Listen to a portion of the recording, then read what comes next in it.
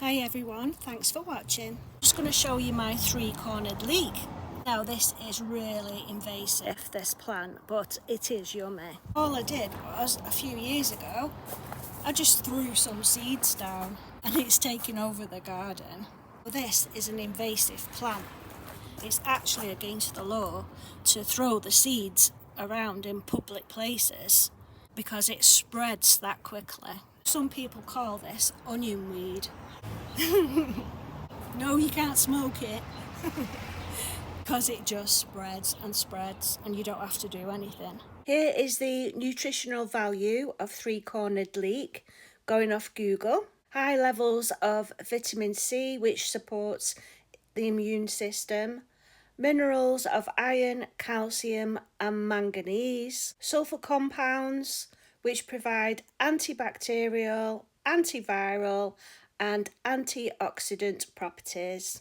It also promotes good gut health. Here it says at the bottom, for a safety note, while highly beneficial for humans, alien plants are toxic for dogs and cats. So that will include your onions, your chives, your leeks, your wild garlic. I think, to be honest, dogs will probably go and sniff it and then walk away. They don't like the smell. But just so you know, the first year it will just look like grass, and then I think it's the second year you'll get the flower. At the back there I've got some honesty. This is its first year. It self-seeded itself. Honesty tastes like a horseradishy cum mustard. This is calendula. This self-seeds really well. Apparently you can eat the young leaves and the flowers. You can make balms out of the flowers. It's good for your skin. Now here is common mallow. I just threw some seeds down for this. Now I've cooked with this before. You just use the leaves as the stalk. It's a bit chewy. Next time we do some cooking, we'll have some of these leaves and I'll talk about it a little bit more. Here is an honesty plant in its second year. As you can see, calendula just runs away. I'm going to cut this lot here. I've got my scissors and my bowl. Now the flowers, to me, taste like garlic. The leaves and the stems, they taste like spring onion. And you can eat the bulbs as well. They've got like a garlicky, oniony flavour. The older the plant, the bigger the bulb gets. Now here I've got a bluebell. It's very, very similar flowers, obviously a different colour. Now there is a white bluebell, which I'll show a picture on the internet. Now you've got to be really careful because you can't eat those. Here is a picture on the net of a three-cornered leek and a white bluebell. Three-cornered leek is on the left and the white bluebell is on the right.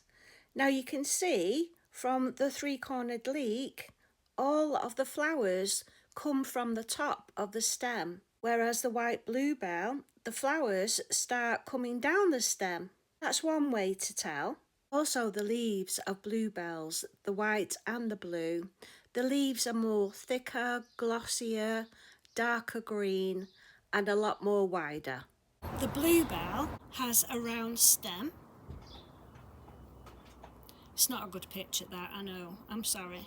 And the three-cornered leek has three corners and it has a hole in the middle. So if you do come across a white bluebell, that's one way that you can tell. Now this, if you get a pack of spring onions from the shops, it's about 70p now. And if you buy organic spring onions, well, that's even more. That's probably £1.50 or something. Here I've got a substitute for garlic and spring onions. Well, I best get harvesting this lot, hadn't I? I've got some wild garlic in the back, so I'll show you that as well, so you can see the difference. It is wild garlic. Now when you put them together, wild garlic here and three-cornered leek, you can tell the difference, can't you?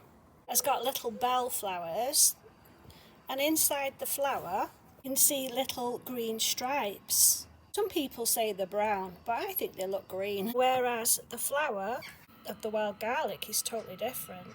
Plus the leaves are different too. Stem, if you have a look, is three-cornered and it has a hole in it. So I hope you can see the difference from my little video.